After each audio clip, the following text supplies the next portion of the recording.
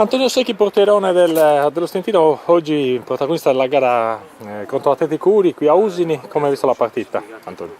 Una parità molto equilibrata che andava giocata nei 180 minuti, venivamo 3-3 casalingo, quindi avevamo l'obbligo di vincere, o un pareggio con tantissimi gol, ma sapevamo che era una partita da vincere, siamo rimasti in parità fino all'ultimo, poi... Possiamo dire anche merito dei portieri, anche tu hai fatto un bel intervento nel secondo tempo. Siamo riusciti a tenere il risultato sullo 0-0, poi noi speravamo in un episodio che potesse darci la qualificazione, così non è stato. Comunque il rammarico non è tanto per oggi, ma aver subito 3 gol in casa e non aver sfruttato gli ultimi 20 minuti in doppia superiorità numerica la settimana scorsa. Ecco, come vedi tu il campionato di eccellenza?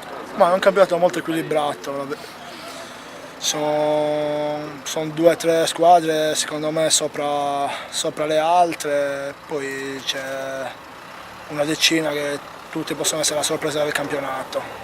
Per chiudere, come mai hai scelto Stintino? No, perché sinceramente mi piace anche il fatto che sia una neopromossa, sai, l'entusiasmo delle neopromosse, poi so che c'è un progetto serio, un allenatore in gamba, preparato, che non c'è bisogno di presentazioni.